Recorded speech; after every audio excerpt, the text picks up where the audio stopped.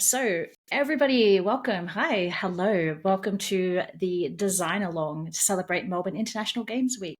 I'm Lucy, pronouns she, he, they. My name's Cal, pronouns she, her, and they is fine as well. Hey, Bella, you may also know me as Lee. That is my general professional government issued name, and I use it its pronouns. Awesome. Thank you. I am a big fan of just jumping into it. So, I might just ask you, Cal, do you have any game design experience? I don't. I mean, some like making physical games because my background is a parkour coach, but not in game design. No. Okay. That's really cool. I'm excited to hear that. And you know what? I will also, if that's okay, Villa, I'll just get a bit of your background with game design as well, please. Yeah, so I have dabbled in and out of game design. I've got a whole bunch of half-finished projects. So I've got a Hack of the Blade game, I've got a video game in Twine that's halfway through, and I've done a little bit of. So I also run game jams. So I do a lot of here is how you should design your game. So, what I'm hearing is you are most certainly a game designer, especially all of the half unfinished projects. I could show you my Canva where I have everything laid out and designed. I don't know how many unfinished projects I have at this stage. I'd prefer not to think about it. Yeah, I say we just get right into it then. I'm also a game designer. I have longer projects that are all still in playtest mode, but I love to create small games that I put up on itch. And I love the small games because you can go back to them and you can revise them. But it's so good to make a game and be happy with it and publish it, and it's short and you don't have to get lost in the weeds. So enough of the ADHD here, there, and everywhere. Let's just get straight into it. Vela, would you like to share maybe something that might inspire you or something that gets you started on making a game? I think I do pretty much the same as you. I'm very much a sort of come up with the core and then build everything around that kind of person. But for me, it's more often a sort of so most of my games I'm building around some sort of experience. So I want people to feel frustrated playing this game. Yes, Hmm? this is true. I have built games like this. I'm a terrible person, I know. I want people to the core kind of idea for the Blades hack was I want to build a game where it's all resource management and negotiation, and the tension comes not from will I succeed this role, because the answer is yes. It comes from if I pay enough to get the result I want, will I still have enough resources left over later in the game to do something else that I really want to do? And that's kind of the thing. So I'm like you, I tend to come up with one very core concept or premise and then work around that. I think that's really cool because I often find that I don't sort of think about, how a player might feel until a little bit later. So, Kel, my question then is with some of the things that we've just discussed, is there a starting point you see there where you would like to start your game? Perhaps you have an idea or you want to take a feeling and create a game around that, or both. Or it could be something completely different. Maybe you've come in and you're like, I have an idea for a game. Let's do this. Yeah, I mean, I think it's interesting that you just said you chose frustration as a way to start making a game, because I love that, and I love games where I am frustrated. But also from my background, if I'm making up a game, it's often to acquire a skill or to work on acquiring a skill of a certain kind, which I suppose resource management would be one of those. So I guess that doesn't translate directly to this environment, but yeah, But is it right if I make a suggestion? please. I'm just thinking parkour background. I'm thinking experience of things. I'm thinking gaining skill. One of the things with parkour that's really one of the most difficult things I think to teach is that kind of idea of being able to get to a place, look around and see the next, what's the next thing I can do? What's the next thing I can do? What's the next thing I can do? So what if we work on building Yeah. a game where that's the gameplay loop, that kind of I've gotten into a situation, maybe I had a plan when I got Yeah. here for what was next, but I don't, something's changed or my momentum's going the wrong way, now I've got to switch. This kind of building up your path piece by piece sort of I like that. idea. I like that because, yeah, because the, paths by their nature, you'll see it a little bit down the line, but you may not see all the way down the line. So it would make sense to have something where your approach has to change or be flexible. I really like that idea as well. It's like this idea of the gameplay loop being completely dynamic as opposed to something that's fixed with a certain amount of steps that you just repeat and then perhaps, changes slightly throughout different rounds. That's really cool. I like it too. I'm almost seeing this as being able to be played on a sort of board where you can see 2 steps ahead but not further, and every time you take a step, you put something else It's like veiled. either Yeah. close or at the end of the path, maybe that kind of thing. Yeah, that's really cool. I like that a lot. I feel like there would be so many ways as well to make that happen, whether that is an analog print and play game and you're using paper bits to cover it, whether it's something like I could picture using Lego or something for it. I feel like you could get really, component wise, you could be so expansive with that. Yeah. Because there's the level of having to obscure something, physically or otherwise, but then there's also what happens when you remove that obscuring, covering thing. Like, is there something underneath? Is it, if it was Lego, it could drop somehow, maybe. Yeah. Yeah, I feel like something like Lego, maybe even you could be involved with each step of the way. There's just something where there's this idea where kind of like, you're almost like creating your own future and you're using different components or different bits and pieces to create something completely new each step of the way.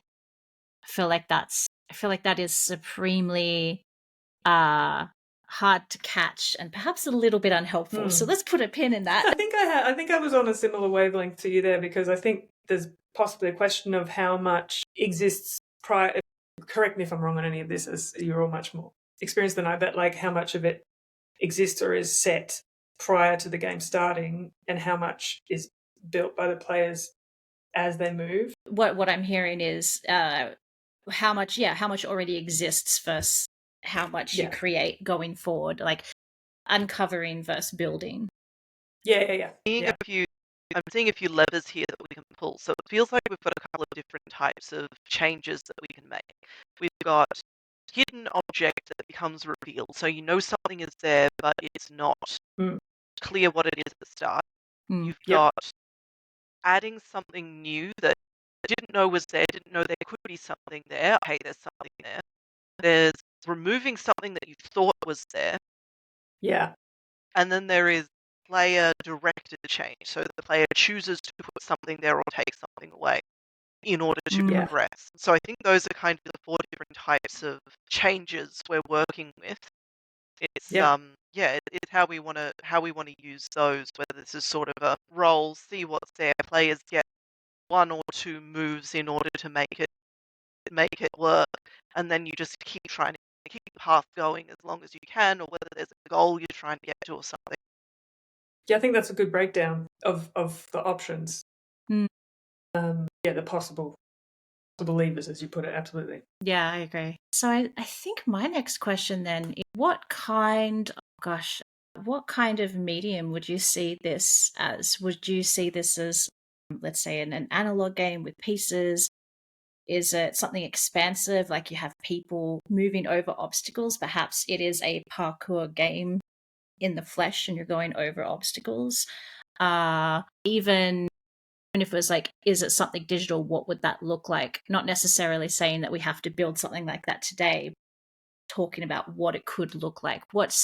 When you think about what it would look like, Cal, what comes to mind for you? I mean, I could definitely see something like this being a parkour game or a physical game that done in a group in the environments that I'm familiar with. There's probably a lot of questions there about the players in that instance. Another one question would be, is it collaborative, which I guess my impulse would be, and then you'd have to take into account the sort of bodily capacities of all the players, who needs assistance with getting over things, who's too big to get under things, that kind of stuff. It makes a lot of sense that kind of thing would translate pretty well to a board or a tabletop game of some description as well. In terms of digital, I that just doesn't even enter my brain space because I'm a numpty when it comes to that stuff, and for no other reason. No, not even. All I really do is analog games. Like, I am print and play and components. The amount of cards I laminated last trimester was, no,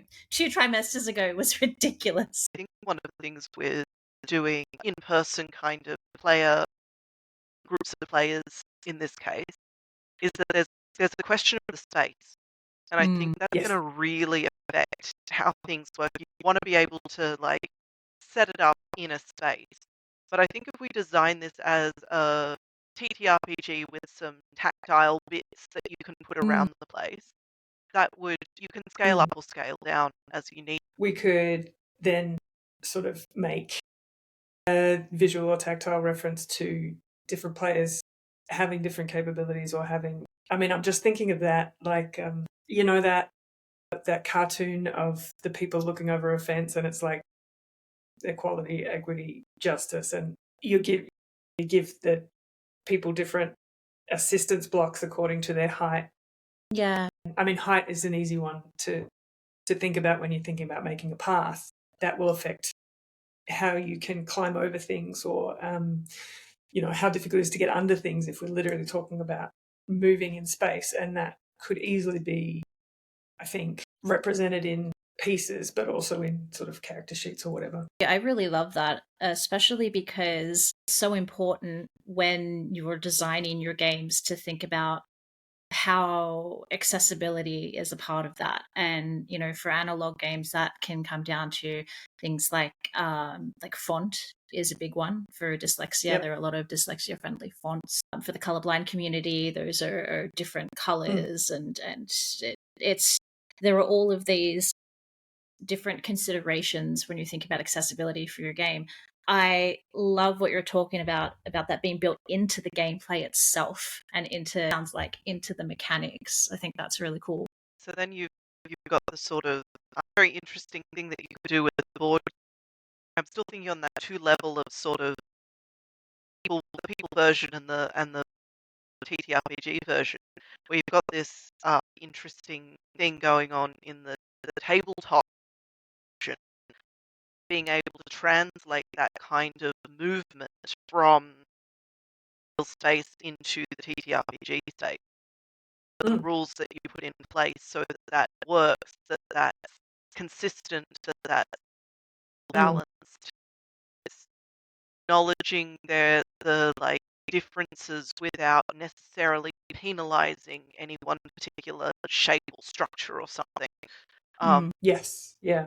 And I think there's something, again, I don't know any of the terms or whatever, but like the way that games have like a unit of space, whether it's board games where you move or like video games where there's like sort of a built-in unit that each character can jump. You can't do that in real space, obviously, because it's not standardized, but you can do that in a game, which makes it something that can be maybe more easily manipulated in terms of how far each character moves per turn, or if it's in turns, or how, you know, what they can literally fit through. You know, you could have you know, apertures in things that they have to get through, and then one of them's too big, like me, which is what always happens. We literally making a TTRPG about moving through space. Are we making something that has like a metaphorical level on it as well? So you have different, for example, you might have your little full-sized hurdle piece, which is a hurdle, and on the actual like person, you've got little plastic hurdles that you could use for it. And there's some like other meaning attached to that. So it's like, oh, that's a river, that's a something, that's a. Are we doing extra metaphorical level, or are we taking this idea of translating the like the parkour movement into a TTRPG, and the goal is to get, just like you would in a parkour game, of make your way around this space using all of these objects, way around this space without touching X, Y, Z, that kind of thing. Again, I think that's a really good breakdown. Because you said metaphorical, but you could equally, and it's very similar, you could equally say narrative. And I like, do you, in the games that you make, want, or the games that you enjoy playing, need to have a reason to do them, to do the things? Like, do you ever go to a game and, like, you know, the aim is to get to the end, and you're like, why? um, well, I was just gonna say, because like the reason that you do it in, if we were, thank you for like tailoring this to my interests. We're currently talking about parkour more than I had expected, but you know, one of the reasons that you do it something like a game like this in real space would be to explore the space, for skill acquisition, just because it's fun, because you hang out with your friends, and you know, that's not wildly different to why you would play a game of any kind. So, you know, if I was playing something like this in a parkour jam situation, I wouldn't need a narrative. But I guess my question is, do you need a narrative when you're building something like this? Well, No. I'll go to you first, Bella, and then I'll share my thoughts on it. My opinion on this is pretty much one would expect of the wanker that I am, is that narrative is good in that it gets people in and it gives them, as you say, it's a reason, it's fun. It gives you that sense of, actually that sense of a goal that you're working towards. I Yeah. think narrative-less version of this is still interesting, but it's very much interesting from a mechanics perspective. Without a narrative, this feels like a thing you get together and play in an afternoon just to see whether it makes sense, whether it Yeah. does simulate the way you expect it to, whether there are places in the mechanics that you do and don't agree with the decision. It's very much more an intellectual exercise. Yep. At least my gut feeling. I feel like either of those are like better or worse than the other, or more or less suitable. They're just different audiences and different goals, if that makes sense. Yeah. Yeah, I would agree with that. And I am going to preface this by saying that I am just going to give my understanding of the things that I've learnt so far with school and everything. Firstly, yeah, there are some games that have narratives and there are some that don't, and equally valid. You don't have to have a narrative, this overarching story for every single game. What we've been discussing so far, to me, it leans more into this MDA framework where it's mechanics, dynamics, and aesthetics versus, say, a game stack framework where you build it from the bottom up and it's about the narrative, the story, the world. The thing that I'm really like honing in on in this, which really kind of presents itself to me, is this aesthetic of social, like pro-social gameplay and fellowship. That's what the aesthetic is. The aesthetics of fellowship, of pro-social gameplay and coming together, and gaming as discovery, exploration, gaming as pastime, gaming with friends. That's a completely valid form of gameplay, a very popular form of gameplay as well. Absolutely. That's leading me towards thinking that got those, I was talking about before, the 4 different types of challenges today. It's me to think that you play with a group and it's probably turn-based. There is something that the environment puts in your way, so some form of randomizer, some form of element. Something that you can do in order to clear paths, block paths, all of that sort of thing. There are a couple of different ways that you can get to your goal. Whether that's that you want to make a big loop, something along the lines of you've got a space to work in, only see 3 rails ahead or hexes or whatever you want to call them. You've got a group of 3 or 4 people. You want to make a big circle on your piece of grid paper and get back around to where you started. You can turn left, turn right, go around, go under, go over, go under. That's the way those sections go. Depending on of the set of little objects you have. So, you know, you get to a particular thing and the person can go over, but the other 2 have to come around and meet up with them later. And how much you can affect what the other people are doing on the path depends on how close you are to that path. You might be able Yeah. to kick a block over to them to get over something if you're 2 hexes away, but if you're 3 or 4 hexes away, you might need to, you can see a bit further than them and you can shout directions or something like that. And the goal is to everybody get together back at that start point, but you've all got different ways of navigating the space and you have to work with each other and around the obstacles. Does that make any sort of sense to Yeah. people? Yeah, I'm very much seeing, and please correct me if I'm wrong here, as well as, so I love everybody having to have that proximity and assist one another. I'm very much seeing as well that, perhaps each character has something that they can do to assist, whether that's changing the path or assisting with one another. So, for instance, if someone is very tall and they can see over, perhaps they can shout to the person next to them who can't see over an obstacle, oh, there's this behind there, and there's a way to navigate that. I hope I'm making sense when I explain that. In my head, it sounded much more cohesive. No, that made heaps of sense, and I think that yeah, you could equally have holes, like I said before, of a certain size that one person can get through or see through, or you could have people that could, you lie the piece sideways and everyone can climb up on their back or something like that. Yeah. Yeah, makes a lot of sense. So really like vibing with this concept as well. Like I love that if this is something where it's like, let's say it's turn based, you've got, let's say, 1 square per turn if it was a board game. How much movement can you have in that space? Like how deconstructed is that movement? And I just love the fact that, there is this game that's being created where you just deconstruct movement. I think that's really, really special, to be honest.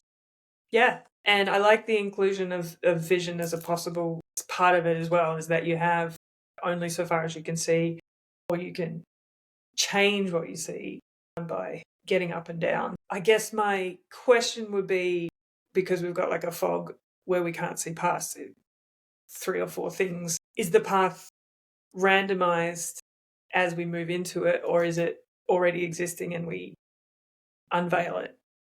And I guess both possibilities, I guess. The Both would initial work. idea was randomized, just because Yep. that makes the RPG replayable, Mm, more replayable, I guess. Yeah. Because then you've Because you got this don't kind of learn like, that route. yeah, Yeah. and it means that you don't have to have any rules and things. You can just say, here are the pieces, here's the system.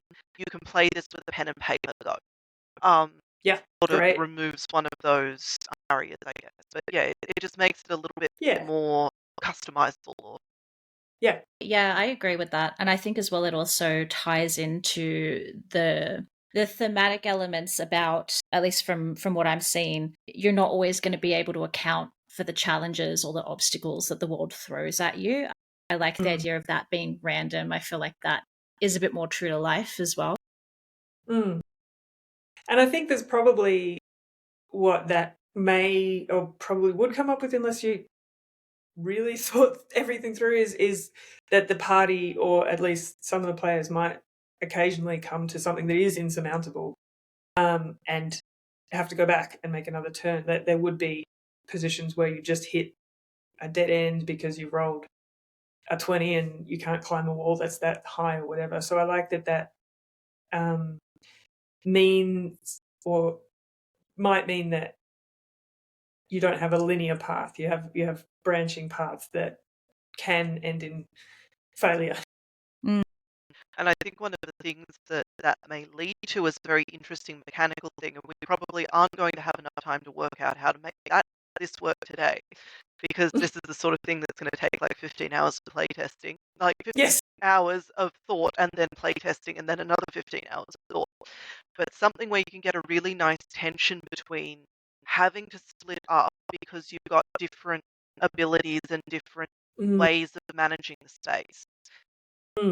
Needing to stay in proximity, because there's some So that detriment you to can. having to turn around and go back, and you need to stay close so that you can throw tools to each other, in order to make sure that nobody ever reaches a dead end, or that nobody's ever completely stuck at a dead end. Yeah. But yeah, there's something to be said in that tension between to be able to move through the space yourself and also needing to be able to help others move through the space. Yeah. Yeah, absolutely. I don't know, you go. I was just going to say that is. I just taught kids this morning, and I've tried to make them play a game where they all had to work as a team, and it's impossible because like one runs in that direction, and then one runs in that direction. And sometimes playing games, I'm that person who's like just runs off and I want to do the thing. But if you can have a mechanic where you need to stay certain distance apart so that you can share information, because if you get further apart, suddenly you can't shout instructions, you can't throw tools. That there's a tension that sometimes you may want to break that for a certain particular reason, but usually you're going to want to stay together. It makes I also like the idea as well where, let's say your piece is like you're the tall player. I like the idea that, you know, there's going to be a player undoubtedly who is like, well, you know what, I can overcome so many of these obstacles on my own. I'll just quickly go off and do this and then I'll come back. And then it's like they've gone too far. And oh my gosh, no, I actually can't get over all of these obstacles myself. I really love pro-social gameplay, and I love games that really show the importance of working together as well. So this for me, I'm just like, I love that somebody who does want to kind of go off and do their own thing will invariably sort of reach that point where they're like, oh no, I actually really do have to embrace this. And I think there's also, and again, I'm just relating this to my own experience with games, but there's usually quality or something that seems to be really desirable, like being big, and that everyone can see why that will be helpful. So you can see that it's easy to get over things, but every one of those qualities has an inverse, because if you're big, you're heavy, or if you're big, you can't get through a small hole, and that is often maybe not as obvious, but is absolutely as vital. So I really like that you will, every quality that the team has to work together, and it's never going to be you would hope not going to be a situation where the big guy can just throw everyone over the wall. Seeing, the other thing that would take many, many more hours than we actually have right now to plan out properly. You need to have toolbox, right? So you've got things that you can do alone, things that you can do together, setting it up so that you've got a whole bunch of different ways of navigating space. Sometimes you can just get over things or under things or through things or around things. Sometimes you can stand on somebody else's back and them over and then like lift them up maybe, or something like that. There's something you can do together. There's a tool in the space that you can give someone else. You don't need to be there in person, but you can help them out and that sort of thing. And that sort of planning things so that you've got, okay, I can go off on my own and like scout out this section or avoid running into this problem or using a tool now. I know I've got this extra tool in my belt that means that I can get through a obstacle I would otherwise not be able to myself, as long as I take something with getting there. And do you have to use that? Do you not have to use that? Did you need? I'm all for, if you all are, of course, I'm all for the challenge of, can we, it doesn't matter if it's broken, can we attempt to make, let's say in the next hour, single, let's say from start around on the paper with like the randomized elements, let's see if we can do that in the next hour. Great. Yeah. Awesome. Because I think this is a great idea, and who cares if the game is broken? I mean, that's what future development is for. Exactly. That's a playtest problem. That's not a us right now problem. Yeah. So love it. Yeah, I want to sort of loop back to what you were saying, Bella, about like tools, and then ask the both of you, do we think that tools is tools sort of something where perhaps everybody starts with one and they're dealt out at random, or is it perhaps a card deck where people can pick cards up along the way? So again, this is very stretch goals, so we're not going to use this. But I'll see. Let's see if we can do like a stripped down version of this, because this I think would be interesting. Sort of tools as things you pick up along the way. Mm-hmm. At the start of your turn, you see 3 turns ahead, you generate an obstacle and also a random object, which may or may not be helpful. And some of the obstacles and random objects could be the same thing, just in different circumstances. Just populating the board with a whole bunch of stuff. Then you've got a hurdle there, like, okay, well, do I jump over this hurdle because I am the agile one? Am I big and therefore I kick the hurdle over to the agile one who needs an extra boost to get over this wall? That kind of thing. Maybe sort of we put tools and obstacles all in the same bucket. You just generate a bunch of them, a spread of hexes, like 3 across directly in front of every player. Then the goal is to navigate the space, whether you go around or shuffle them. You've only got a certain number of actions per turn, so you can an object. So, like, you can pass an object, move an object, and move forward 1 square, but you can't do both, maybe, or something. That's really cool. You can pick things up, but you can only carry 1 thing at a time, or something like that. And I really like that because you could have a bunch of, as you say, random objects that early on in the game you're like, I don't want to pick up a frisbee or whatever, and then later on there's like, damn, I need a frisbee, and you'd have to decide if you go back. I could have stuck a note to that and thrown it to my mate, like. Yeah. All right. Let's start with the tokens or archetypes or player types, however you want to name them. I feel like there could be so many, but let's just start with 4. I have another option. We have a bunch of traits and you choose 2. Ooh. Oh, yeah. You can say, like, I am tall, which means I can climb over tall things, but I am, fit under very short things or whatever it happens to be. Also, I'm broad, which means that I can lift people and throw big things, but I'm also heavy, so I can't as well or something like that. And you just choose 2 traits off of the list, and you get the positive and the negative for each of the traits. We go with, say, like, tall, broad, agile. What's some flexible? I mean, you could have one that has really good vision, maybe one that can see an extra tile or something. What's the downside to that, though? Well, yeah. Vision, but indecisive. You lose 1 action per turn. Yeah. Or good vision, but no one believes them, like Cassandra. So for traits, I've got positive, tall, negative. Can't get under things. Tall is not positive. Heavy? Tall is the trait. It has a positive and negative value. Oh, yes, of course. Sorry. So tall is... Okay, so tall... You can pick to be tall, in which case you say, I can climb over things, but I have trouble with under things or something.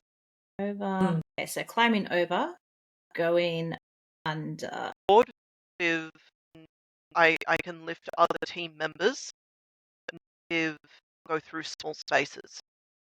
We're halfway there, so we just need 2 more. So I've got tall and I've got broad. Like the gimme is to say there's one that's short, where you get the opposite. Go under things, can't climb over tall things. I really want to see a game where someone picks both the tall and the short traits as their tall and short. Yeah, we'd probably have to. Pre-breaking the game, it's fine. Yeah. I mean, that is part of the fun as well of the game design process. I feel like, that's kind of the reason why I said the positive and negative negate each other. Like, it's just the opposite thing, so you kind of, like, you're disincentivized from doing the cheeky thing. Yeah. I like the idea of something vision-based with the tiles, but I'm not sure how to give it a... This would be a future thing, but I love the idea of having something represent the auditory processing issues that can happen where you just hear something else. Yeah. Someone yells out instructions and you just like hear something else, or you only hear half of it.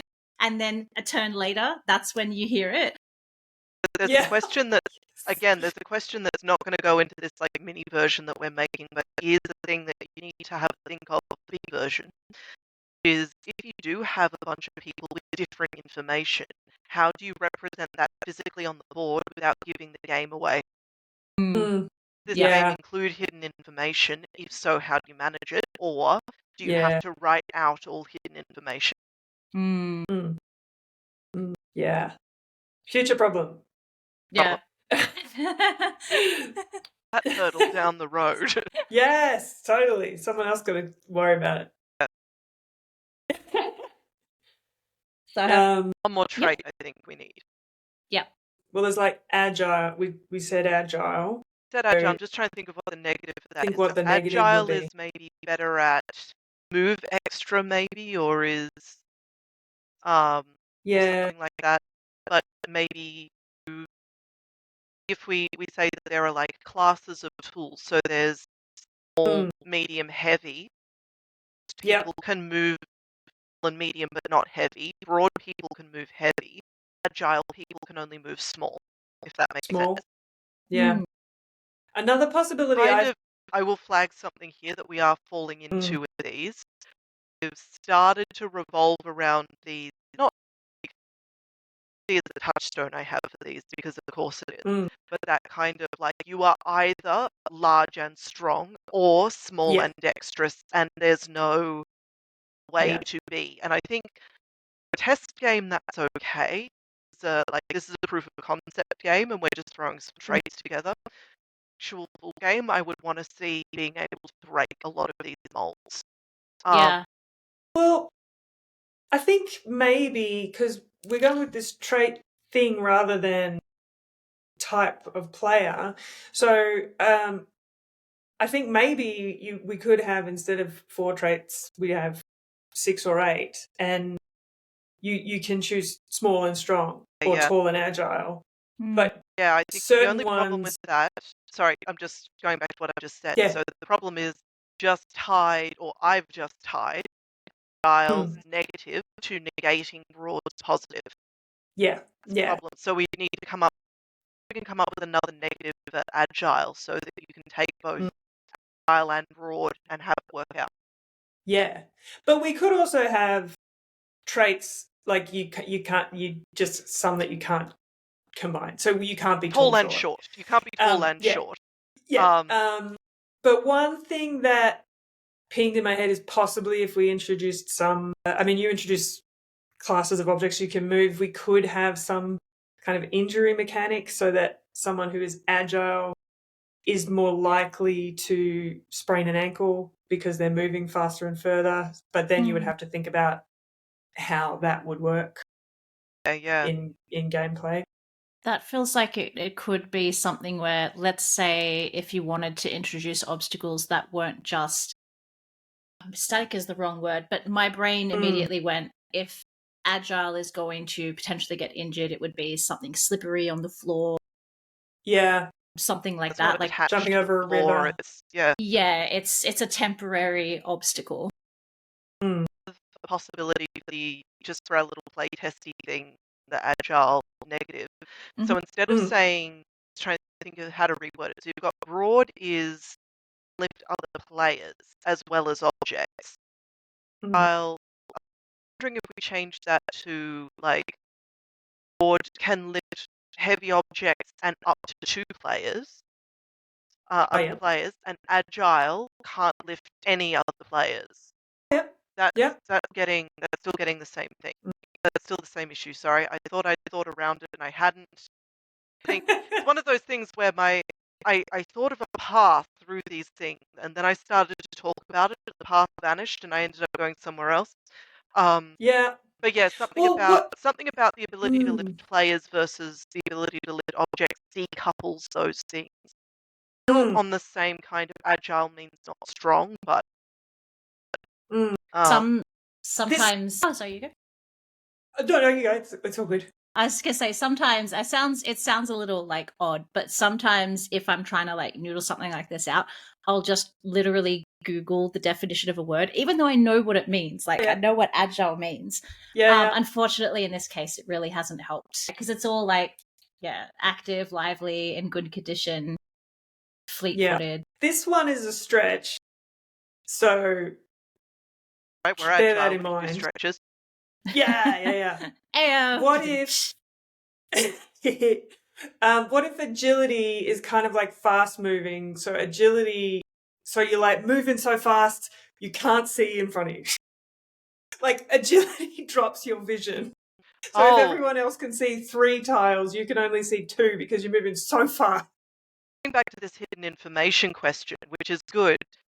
The thing is, it's whether you can only, and this is a potential solve to the problem, but it's not the one that we're going to be able to use right now because it involves a lot more fancy footwork. It's not something you can write under the character.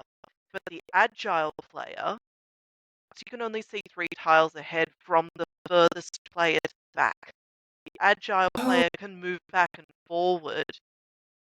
Yeah, but they can't go ahead so much. Yeah. But that's a whole bunch of stuff that, especially once you get people on different paths, it's going to be a headache to manage. So let's do something else for now, but that's the potential option for the version 2 of this game. Yeah. So I'm understanding this right, is that their movement back and forth is dependent on a team member? That's not for this version. It's the potential for people like to think future. about for next time. I keep coming up with good ideas that we can't implement within the next 45 minutes.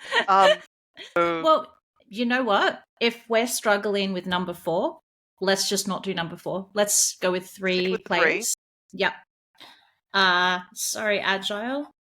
You'll have to wait to be next time. You'll be DLC next time. So DLC. Yeah.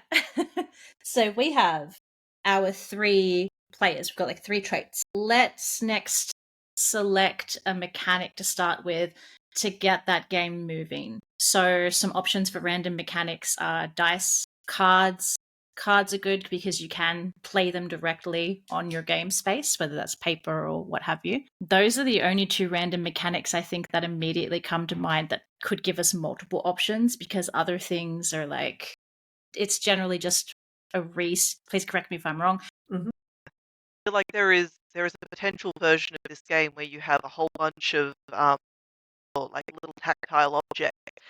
You like from a blind bag grab a certain number of them, throw them down onto the board, and use the which ones fall out in which order, kind of as a kind of thing. But I think let's stick with the dice for now to make it a bit easier.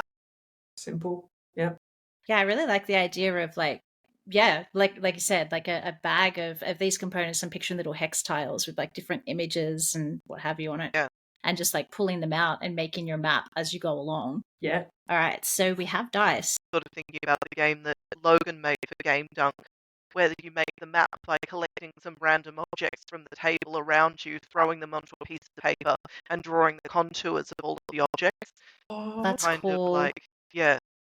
Yeah, that's very really cool. Use things rather than abstractions in order to randomize the thing. But if we have time for that, let's do some dice. Future. Yeah, dice. You've got a random selection table of objects, and you roll. First one is 2d6 per tile, and you put 1 object from each random table, or 2d10, or whatever it happens to be. You put 1 object from each random table onto each of the tiles, 3 ahead of you, to set up the game for the first turn. That sounds what the people. Yeah. So 1 obstacle and 1 tool, or no, they're the same, aren't they? So I was just thinking having 2 different tables because it lets you roll 2 dice and it lets you give a little. Yeah. They'll have like. But you could have the same object. Have the same pools on either thing, or just 1 large pool into 2. Yeah. Just funsies, and because people enjoy rolling fistfuls of dice, so. Yeah. Giving people extra dice to roll is never a bad thing. Yeah. The other good thing about that as well is it's very scalable. So if you wanted to add in more into the table, you just make sure it corresponds with like an extra d6. So you can make that larger as well. Yep. Yeah. All right. So we have our randomized tables. So we have our 3 characters. We've got the traits. We have the randomized tables as a way of moving forward. So like, and I'm gonna get a little with this one, but I like the idea of having hexes for it. Yeah. So that Yeah, you me can too. move forward or forward diagonally Yeah. to make your path. They're just a little bit easier to do this kind of pathing thing than Yeah. the standard like square tile grid. Yeah, I think especially in a game like this as well, having your hex grid map visually will help reinforce that multidimensional movement to the player, where they may not up until now have played a game where they've had to think about that. I think the visual representations are really important for reinforcing those kinds of gameplay dynamics. So in that format, if you are unveiling 3 tiles, you've got a couple of options as to So you which they start. are.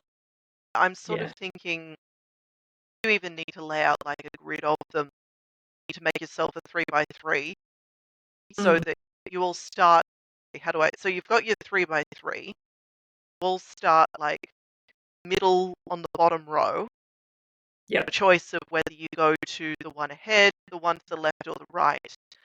And Yeah. as you all make your path through the thing as it converges, sort of just look tiles that are 3 ahead of each person where they are in the thing and fill out that row stuff and then build up the grid that way.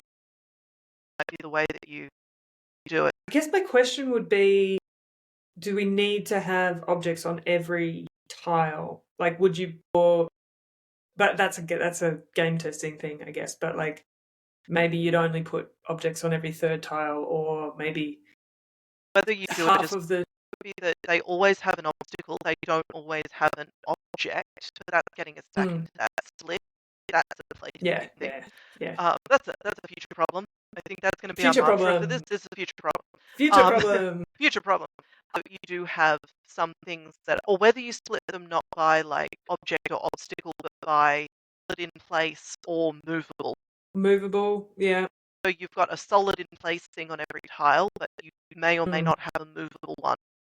You would do that by having, say, you've got a D10, you would have 8 options and 2 grids, so that you will, an amount of the time, roll a, actually there's nothing here at all, there's just an obstacle kind of thing. This tile is made of lava. Yeah. Yeah. You could even have you could have stuff as well, like little colors. Yeah, on sort of, if you've got like the base map as well, you could always have like little. Did you just say this, fella, or am I just like reimagining things? Having colors on the map as well to represent different things, or was that? I think that's a slightly different tack than what I was saying, but yeah, I Yeah. think different things that you roll each tile depending on what tile you've landed on, or Yeah. Okay. No, I did hear you say that, but I think my brain had overlap and then it started thinking of an idea. And then I was going to say, I'm like, oh, wait, I hope I'm not just being like, oh, yeah, you could do this. And Vela already said that. no, that was me attempting to explain your idea. My idea was just having different, like the obstacles that are stuck there, and the tile has one. Yeah. Things that are movable, tools that you can use to get over or around other obstacles. Yeah. You roll on a different table for those, and they're less of them. Yeah. There's options for the tiles to not have those. But yeah, I feel like both could be done and could be really, really quite fun as well, because leaning into the kind of multi-dimensional movement and obstacles, I feel like we're making really good progress. I think we're up to now. Perhaps we should decide like what can be done in a turn. What does a turn look like? And what does each player get to do on that turn? I feel like a turn is, this is just very, very borrowed from a video game that I'm playing at the moment, so please feel free to push back on this. Love that. But it could be like two actions per turn. And your action is surmount an obstacle, move an object, travel to the next tile. That's you. If you surmount an object, you surmount it, and then you use your move action to move to the next tile. You can an object to someone in an adjacent hex, then surmount your object, and you'll have to wait till next turn to move. Yeah. Like using an object to surmount is one move in and of itself. If you've got something there and you're like, oh, I want to climb it's on already this in place. box. Yeah, if it's Yeah. already in your thing. Yeah. Mhm. Pick up 'Cause an that- object was the other one that we were. Yeah. That makes a lot of sense because there would be things where like the tall person could just step over and it would take one move, but the short person may need to move a block and then over. Yeah. And so if you're working as a team, it might be that the tall person moves the block for the first short person or whatever to Yeah. Yeah. So I have 2 actions per turn. Surmount object, Mhm. move object, and moving can be pushing, kicking, pulling. Travel to the next tile or space, and then Pick up an object. pick up object. You can. I think we may have said this already, but I have in my head that we rule that your character can only carry one object at a time. Yep. Is that Yeah, one object at a time. Can players swap objects around? And is there a cost for that? comes with it the would be move one. an object? I Hmm. feel like Yeah, so the pass would be one action per turn, and if if you're standing here and you're standing next to one player and that player needs to get to an object over here, you could pick up and pass, and that's your turn basically. But that would mean that the player next to you doesn't have to go step pick up, right? Hang on, are we saying can you pick up from? You have to be on the same hex as the object. be on the to pick it up, same or you- hex in order to pick up. Yeah. But I think you can. Yeah. You can, You as can an pass. action, move an object from an adjacent hex into your hex. Yes. Yeah. Okay. That's one move, but pick up, carry is a different. Yeah. But you can move it from. You can Yeah, you can be like, this can pull be in and my then square now. yeah. Yeah, in my Yeah, hex. and then you can shunt it to the next hex as well. But That's a that's different. 2 moves. Yeah. Because you've That's now your 2 moves. moved an object into your square Yeah. and you've moved an object into the next hex. Yeah. That's 2 But moves. that might be enough to help the other player get over whatever they need to get over. Yeah, awesome. Okay, so I have move object any, and then I've linked that to one object at a time. Players can pass objects, that kind of thing. Is there anything, because I'm thinking about the pro-social gameplay, everybody is working together. Can we think of any actions players might want to, and I mean, of course, this is stuff that mostly will come up in playtesting when you find people who break your game and it's like, I want to do this. But I just think it's a really fun kind of exercise as well, even sort of like at the kind of prototype level. Can we think of anything else that players might want to do to help one another in a group outside of what we were just discussing with sort of like moving an object? And is there like something we have to account for in the rules or the mechanics for that? The only thing that we've been talking about so far is assist another with an obstacle. So whether that's the broad person lifting someone, the agile person, I don't know how you would help each other with like small holes or getting under things or something. Have an assist action for things that you are doing with your body to assist another player that don't involve one of the objects. And I wonder as well, and yeah, this is very much a later thing as well, I think, because it's really just trial and error.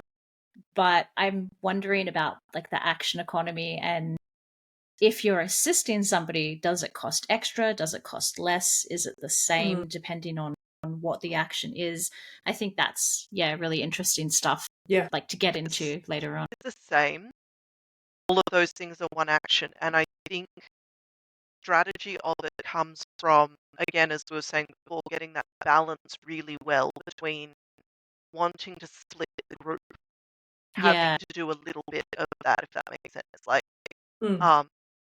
you do like you'll end up in situations where you've assisted someone, so you're a hex behind, and it's in the other player's interest in order to get the rest of the game, them to stop and wait for you, or for them to now pass you something from that square to help, or something like that. I think that's how you deal with that, rather than putting it into the mechanics that assisting is less arduous or it doesn't cost as much or something. Although Yeah. I Yeah, I agree. Yeah. so although I also think that one of the other things that we can do with action economy to really get that pro-social going, the players go and then the environment goes, then all the players go. There's no it's a turn-based, but the players' actions can go in any order. Everybody gets two, Okay. but you can spend them in any order among the group. Each turn, Mm. you're going to want to have different people doing different things first and second to Yeah. get that kind of And then the most optimal spend of your 6 or whatever many actions in total you have. Yeah. And that reinforces, sorry. no, there you go. I was just gonna say that also reinforces that kind of pro-social gameplay as well, where if everybody, if you all have, if you can all work together, you have your pool of, let's just say, like for example's sake, you've got like, hey, this is our pool of points that represent the actions between us, and figure out collectively how to spend that. But sorry, you were going to say something. Yeah.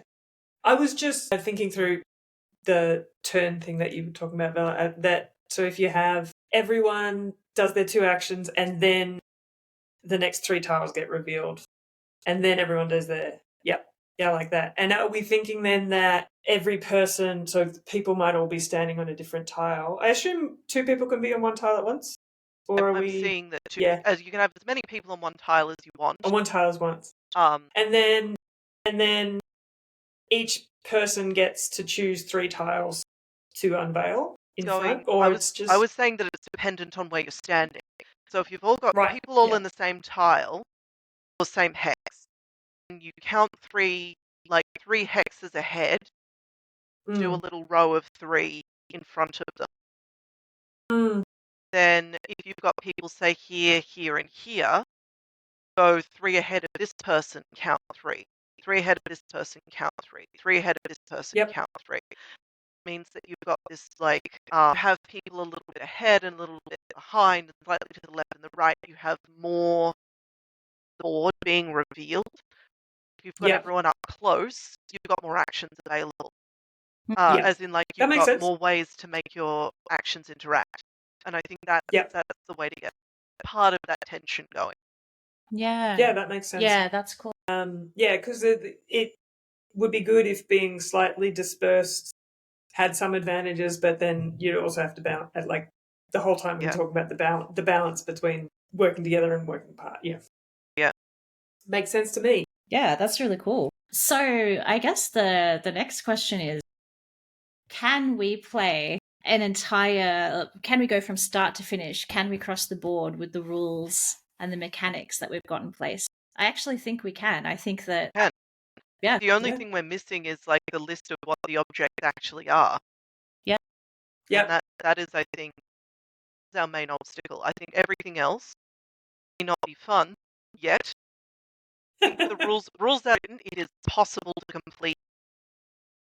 I Possible. agree with I that. love possible. Yeah.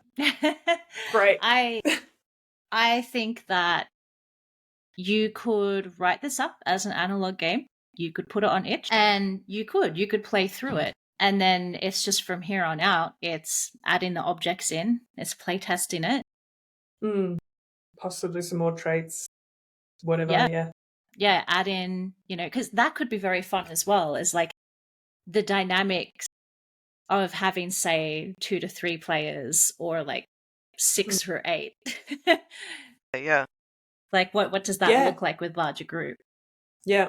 But There a thing where you have a different reveal mechanic. The more people you have, the fewer tiles you reveal, because the more eyes you've got, or the more overall tiles you'll have anyway, so it doesn't matter quite so much. Like, yeah. if you've got more than 4 players, you only reveal 2 tiles, 3 ahead, rather than 3. Yeah. Or like, the other thing as well is like, are there different tools depending on the amount of players, or are there sort of more or less tools as well? So that's something that could be interesting. That's a balance. Yeah. And I think the really exciting thing, for me at least, is you can go so far with this game. This game can be really, really big and diverse, and like I could picture all kinds of like different emergent gameplay coming out of this as well. Like if this was something where people were, adding their own items and things, or like weather conditions into it, that would change the gameplay as well. Said playing it as a TTRPG versus playing it actually in a park with a bunch of like equipment. Yeah. You can totally play this game in person in a park. This can be a laugh.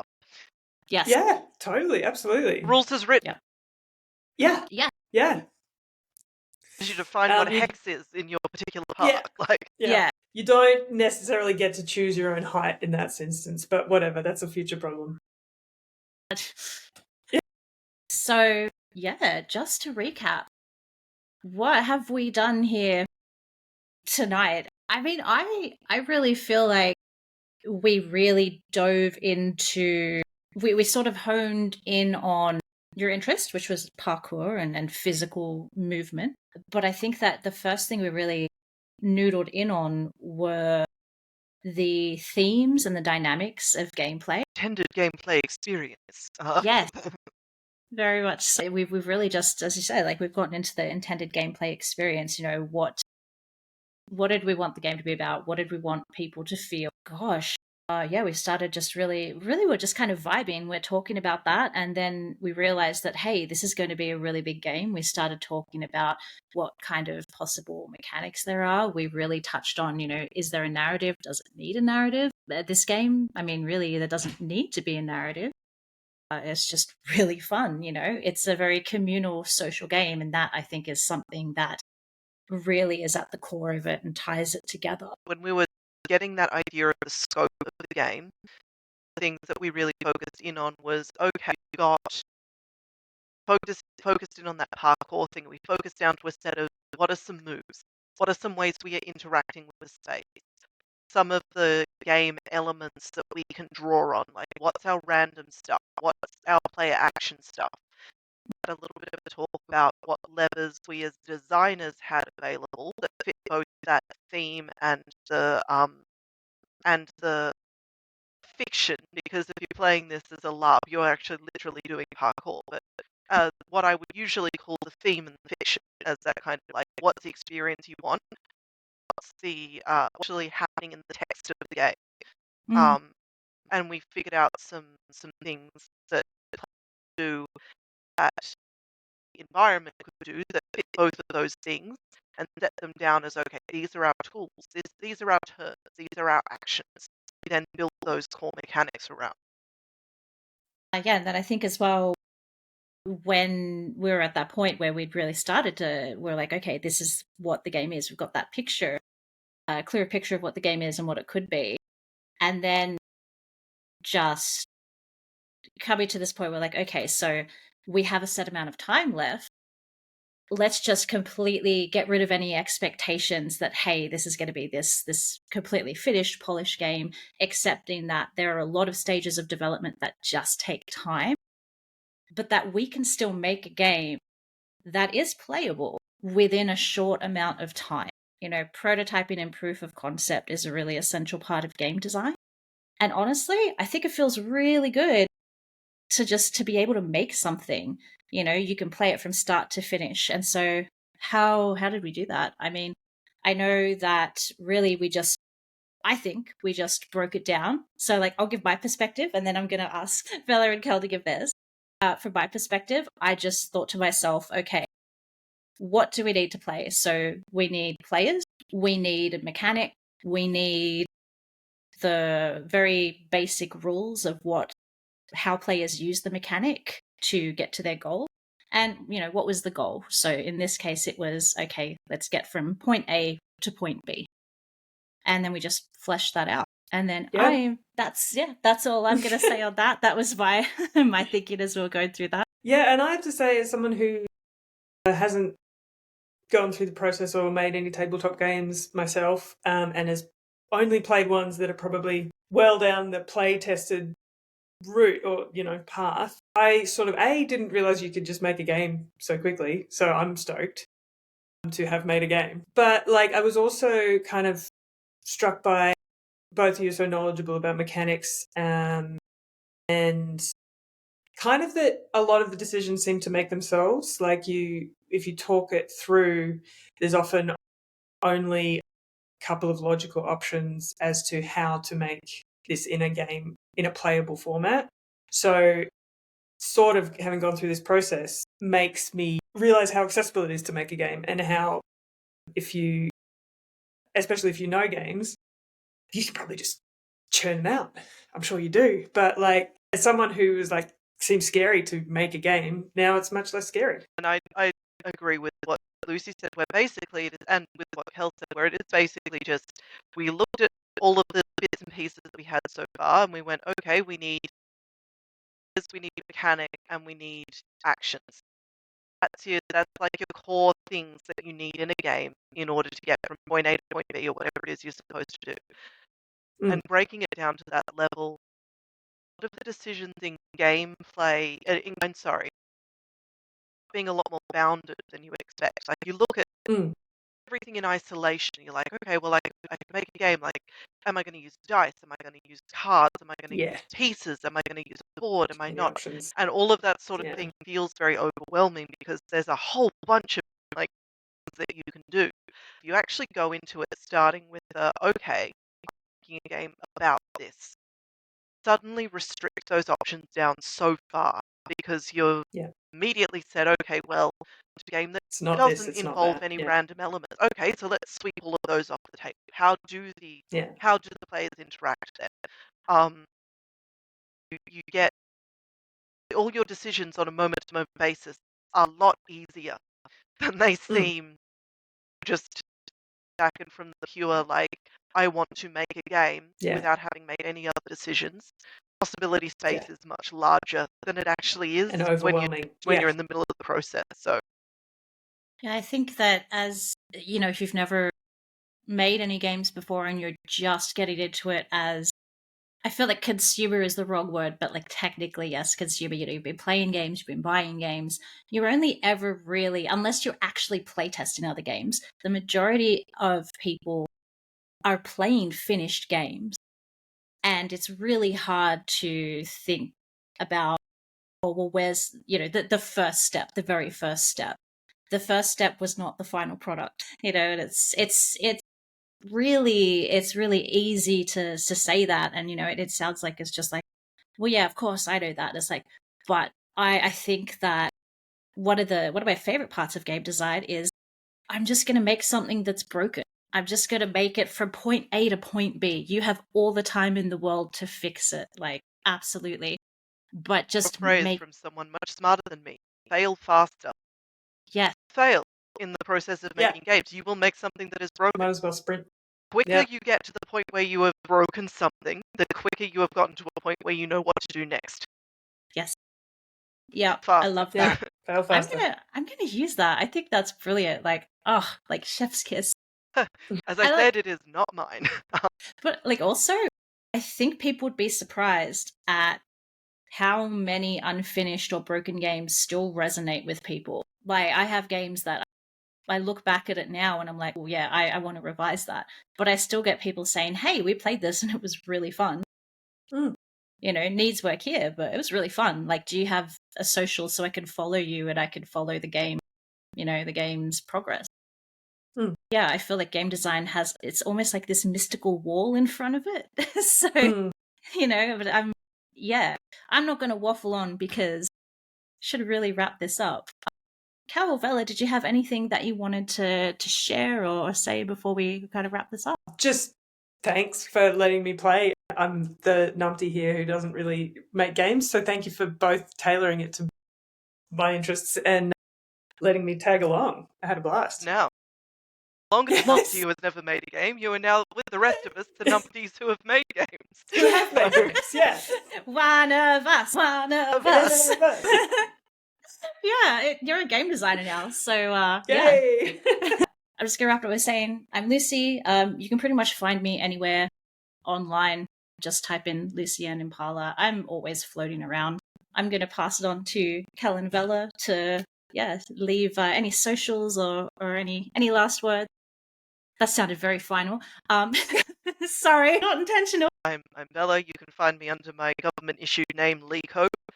Just Google Whimsy and Metaphor. You'll come up with my socials, Blue Sky, Tumblr, and my website are where you're most likely to find me. And do go check out the website because I have a short story that is available in zine format that you can buy. It's called Once It Was a Corpse. Ooh, Butterflies and submarine. that's cool. I'm writing that down so I Great. don't forget. Amazing. Great. And I'm Carol Glaister. I have a website, carolglaister.com, that's got some of my artwork and research projects, and also I work with Melbourne in Motion, so you can follow them at Melbourne in Motion for any parkour stuff if that's of interest to you. All right. Thank you. Yeah, thank you all so much. And we're going to say goodbye. Happy Melbourne International Games Week, everybody. Happy Games Week.